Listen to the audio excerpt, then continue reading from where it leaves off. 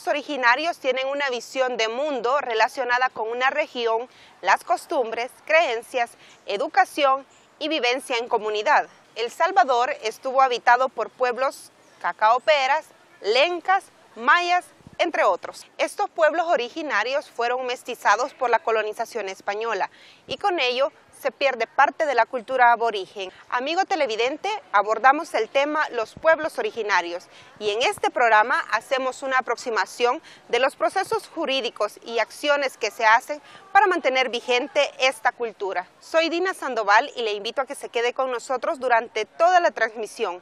Antes le invito a hacer un recorrido por nuestro segmento Agenda Académica para conocer los eventos y actividades de nuestra alma mater.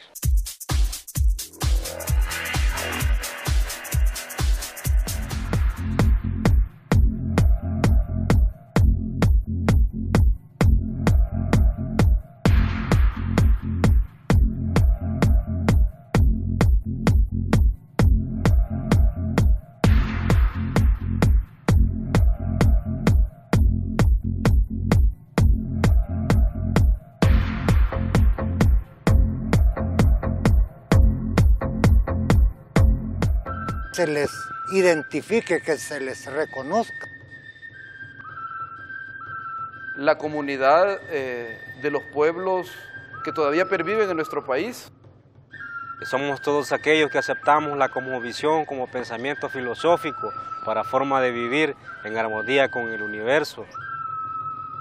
La mayor reivindicación de los pueblos originarios es hacerse ver en la sociedad.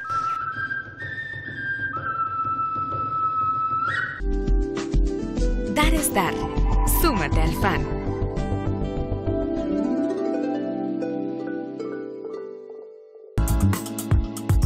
Campus TV más cerca. Campus TV más cerca. Campus TV más cerca. Campus TV más cerca. Campus TV más cerca. Campus TV más cerca. Campus TV más cerca. Campus TV más cerca. Campus TV más cerca. Campus TV más cerca. Campus TV más cerca. Campus TV más cerca.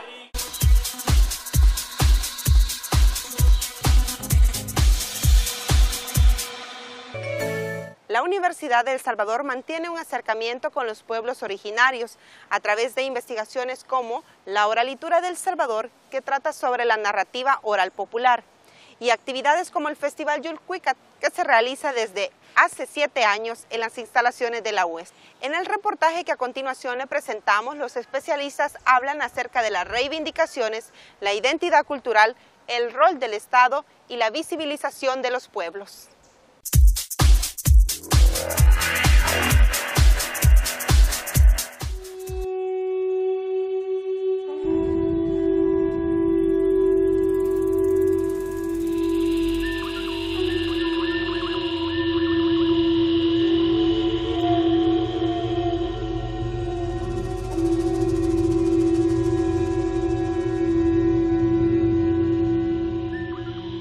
En palabras sencillas sería la comunidad de los pueblos que todavía perviven en nuestro país, a pesar de la modernidad, del etnocidio y de la invisibilización que han padecido desde tiempos inmemorables. Todas las personas que se encuentran arraigadas a un terreno que perteneció desde el inicio de los tiempos a estos pueblos. Es que estas personas se encuentren todavía enlazados con aquello que los hacía tener una identidad específica, no una identidad impuesta.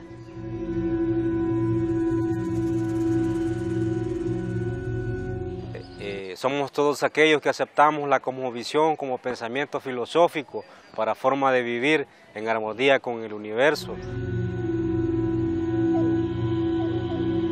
Pasa por reconocerles su condición de sujetos históricos y de sujetos socioculturales, ¿verdad?, que les da derechos. Aquellos que son autóctonos, que pertenecen al territorio del cual se habla. En particular nos referimos a los pueblos indígenas y en nuestro caso salvadoreño o centroamericano, a los nahuapipiles y mayas. Ellos son nuestros pueblos originarios por excelencia, también los lencas, cacahuiras, pero principalmente los nahuapipiles.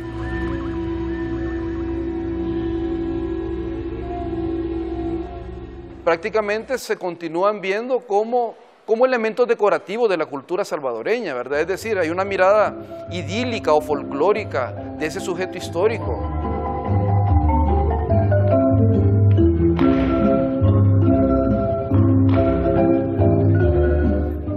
Más bien pienso que es el hecho de lo desconocido. No entienden qué es lo que estas personas están realmente creyendo o qué es lo que estas personas quieren hacer y por tanto lo esconden. Entonces, ¿cómo les conviene a ellos? Tenerlos invisibilizados legalmente a través de la Constitución, porque eso nos hace que no existimos, ¿va? Porque si ellos aceptan legalmente que existimos, tenemos derechos a reclamar. Los pueblos prehispánicos que perviven, que en el presente viven su propio destino, en principio lo que hay que reconocer es su condición de sujetos. Lo que pasa que esta es una situación como complicada cuando transitamos al plano de los derechos. En realidad ese es el verdadero objetivo, negar que existimos para no devolvernos lo que nos corresponde como verdaderos herederos de los señoríos de Cuscatán. Es una exclusión de carácter económico. No me da vergüenza decirles que yo me he criado en una pobreza y ahora pues como el refajo no digo me voy a cambiar todos los días porque es caro, no se compra. Cuantaja te gusinti y me están mategeman si te chascao a tignetugal. Gacuactaja te tiene mi tu antignegal. Y Palmaya.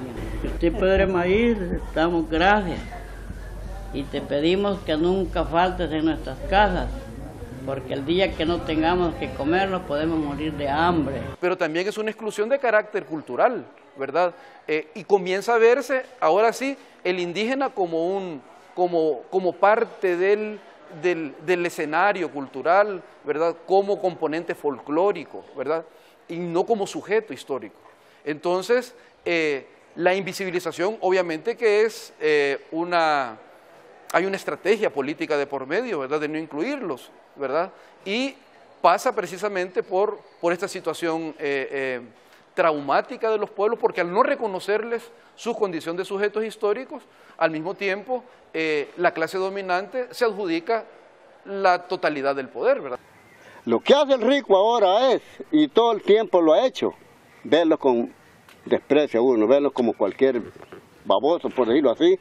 Este suceso influyó en que nuestros ancestros sean de naturaleza reservada, desconfiada del ladino. Ustedes pasan donde hay nahuablantes y les dicen, ¿usted puede hablar? No, no puedo.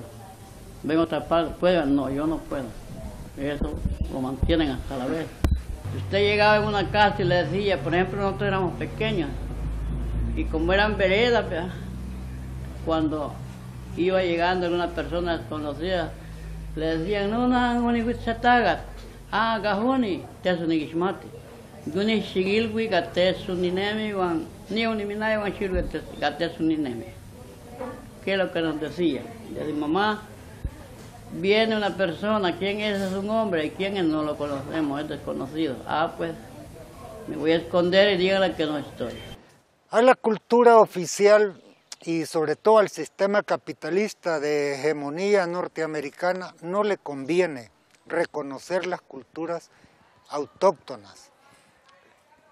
Son un contrapeso, sobre todo en términos de dominación cultural. Y por eso tratan de invisibilizarlos o hasta de borrarlos de la sociedad.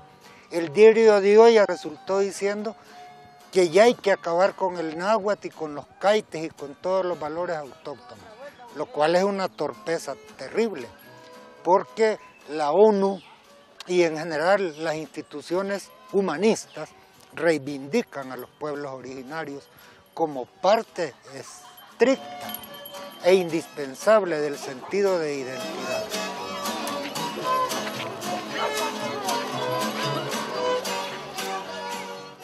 Es decir, que tiene que ver con la sobreposición de la clase dominante desde la llegada del conquistador, ¿verdad?, hasta la fundación del Estado, y que prácticamente termina con, o hay un episodio traumático en el 32 con la masacre de una buena cantidad de esta población, pero en el presente los pueblos originarios son precisamente a los que les correspondería poseer la tierra, a los que les correspondería administrar el espacio cultural, porque son precisamente los propietarios de este territorio. Ante todo, ratificar los convenios que la ONU ha ya verificado o ratificado en casi todos los países. El Salvador es uno de los pocos que no ratifica, por ejemplo, el convenio 169, que tiene que ver con los derechos ancestrales. ¿Por qué no los reconoce el Estado salvadoreño? Probablemente porque es uno de los estados que más deudas tiene con los pueblos originarios. Por ejemplo, la destrucción en 1932.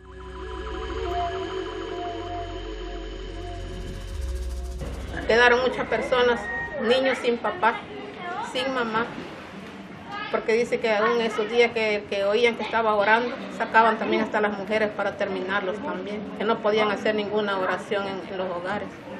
Primeramente, hacer la ratificación de los convenios que la ONU está haciendo para la reivindicación de los derechos de los pueblos originarios. Primero tienen que hacer eso desde la ley, ratificar estos convenios para que luego los derechos puedan ser validados y que las comunidades indígenas puedan hacerse de ellos para luego que ellos puedan seguir haciendo sus esfuerzos para que se conozca su cultura. Va por familia. Aprendió mi mamá, después nosotros y después van las nietas aprendiendo, sí.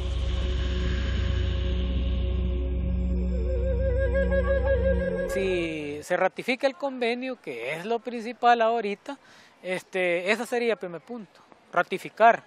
Al ratificar se abre el marco legal para que nuestros pueblos, nuestras comunidades puedan irse desarrollando. El Estado lo que debe de hacer es aceptar que existimos, pero aceptar que existimos ratificando el convenio de 169 y así enmendando la Constitución de la República de El Salvador, ¿va? Ya que en la Constitución no acepta que existimos. ¿Va? No existimos, por ende, si no existimos no podemos reclamar todos nuestros derechos como pueblos indígenas o como pueblos originarios. Reflexionar en que la política del Estado debe pasar por tratar de conciliar la diversidad en la totalidad.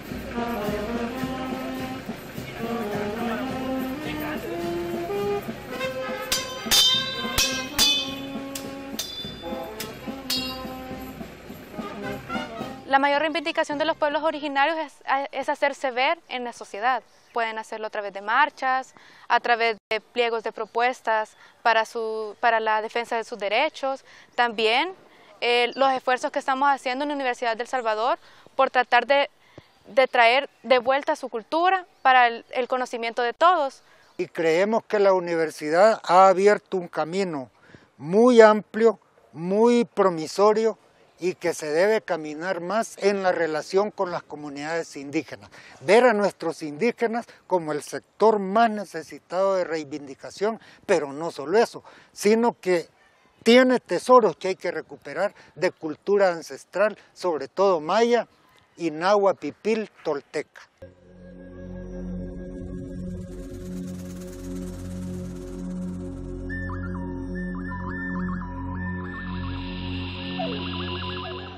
Debemos trabajar, por lo menos la universidad, en función de la reivindicación del indígena o de los pueblos originarios a partir de establecer una relación de coordinación con ellos, de encuentro entre este mundo urbano, moderno, transnacional, con el mundo con esa cosmovisión prehispánica que está vinculada con la dignidad de los pueblos, que está vinculada con la justicia de los pueblos y que en alguna medida estas relaciones de horizontalidad en las comunidades prehispánicas, las formas de ritualización y de encuentro con los otros, ¿verdad? Creo que en alguna medida estudios especializados sobre eso nos podrían permitir precisamente entender desde otra perspectiva cuál es la situación de los pueblos prehispánicos o los pueblos originarios en el presente. Bueno, yo me suscribo al concepto que daba el padre Yacurías, que siendo español se hizo salvadoreño a través de su martirio. Él decía, la identidad consiste en tener memoria propia y utopía propia, o sea, un futuro ganado por uno mismo, no impuesto, como en el caso de El Salvador, por los proyectos de Estados Unidos. Si El Salvador recupera su memoria ancestral y es capaz de diseñar un sistema verdaderamente humano y liberador, una utopía propia, va a tener una identidad inderrotable. Imagínense este pajarito hecho en la pura piedra, ¿no? En el lago de Guijo, en petrograbado. Esta es una piedra pintada en San José de Villanueva, en el Departamento de la Libertad, que cuando estaba más completa la describió en el libro La población de El Salvador, en 1939, la publicaron en España, Rodolfo Barón Castro. Aquí hay una reproducción de ese libro. Aquí está, por ejemplo, la piedra del águila en Sonsonate. Todas estas piedras son expresiones de una identidad, de una salvadoreñidad. Decimos salvadoreñidad sabiendo que nos estamos refiriendo precisamente a aspectos de una identidad que hacen nuestro mestizaje, que hacen nuestra simbiosis cultural, que es una simbiosis de otras culturas, de otros mestizajes, de todas las etnias que se produjeron en nuestro país a partir del Tajín de México o todo el sur de México, desde el norte, desde el sur de Estados Unidos para acá, porque había un intercambio de eso.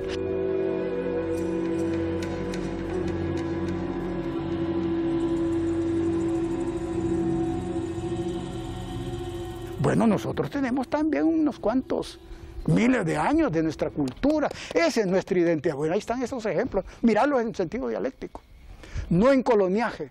Por eso hay que descolonizar las conciencias al mismo tiempo que se descoloniza la sociedad. Eso es lo que debe de plantearse cualquier gobierno de este país.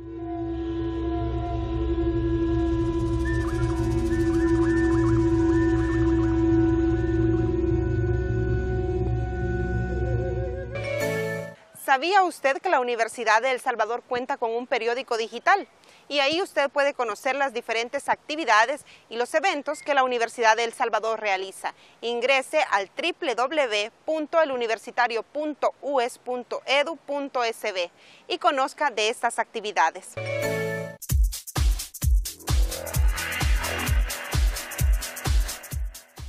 Campus TV en el tema de los pueblos originarios. El territorio salvadoreño ha sido habitado por tribus de origen maya, nahuas, cacaoperas y lencas, diezmados por la conquista española y por el mestizaje en un inicio y por el etnocidio realizado por el gobierno del general Maximiliano Hernández Martínez en 1932, que dejó asolada la campiña salvadoreña.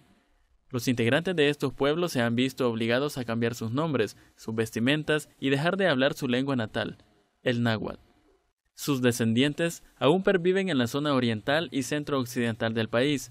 Son pueblos que luchan por conservar sus leyendas, tradiciones y su propia lengua, dedicándose fundamentalmente a la agricultura, la cestería, la carpintería, los tejidos, la alfarería y la pesca artesanal.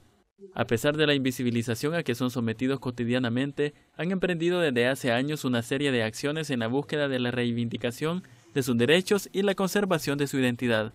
Una de las reivindicaciones más importantes consiste en la ratificación del Convenio 169 establecido por la Organización Internacional del Trabajo.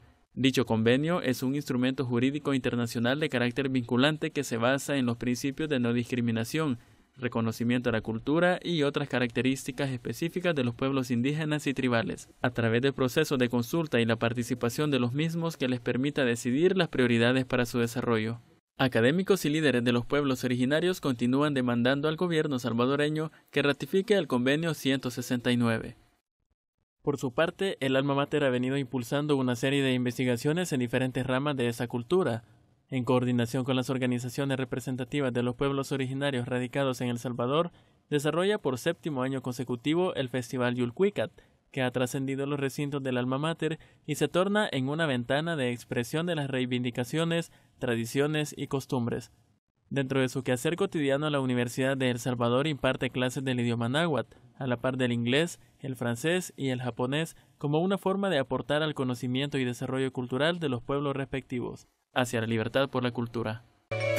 El Festival de Proyección Social es una herramienta para demostrar la importancia de la educación superior y el acercamiento que la UES tiene con la sociedad en lo científico, académico y cultural. Además de las exposiciones de trabajo de las facultades, en cada stand se desarrolló una agenda artística.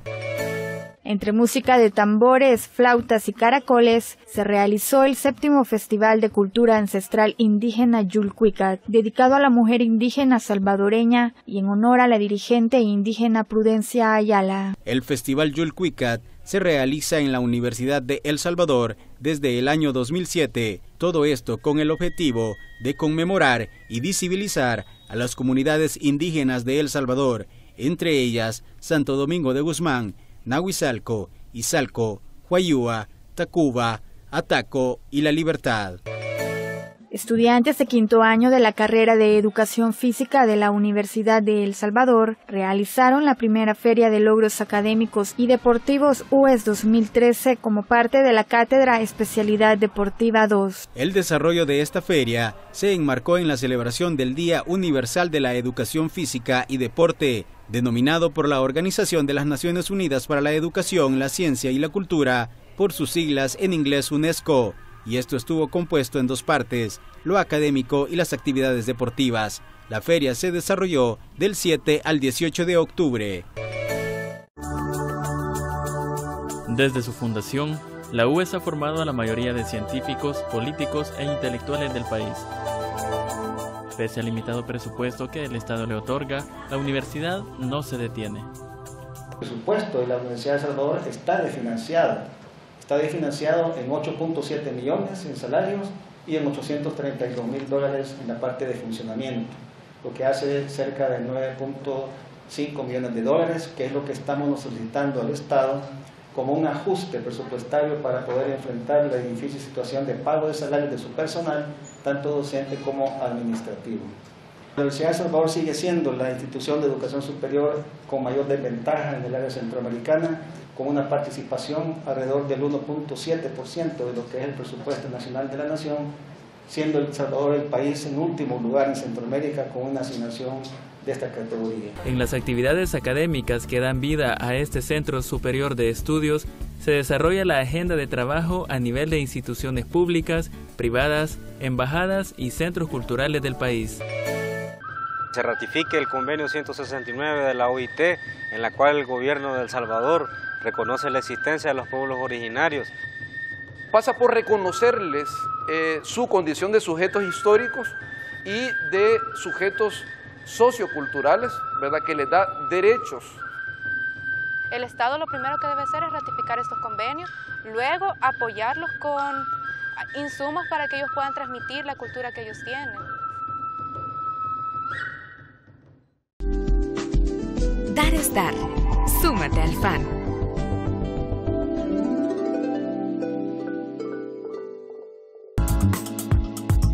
Campus TV más cerca. Campus TV más cerca. Campus TV más cerca. Campus TV más cerca. Campus TV más cerca.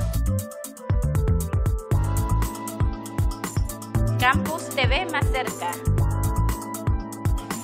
Campus TV más cerca. Campus TV más cerca. Campus TV más cerca. Campus TV más cerca. Campus TV más cerca. Campus TV más cerca.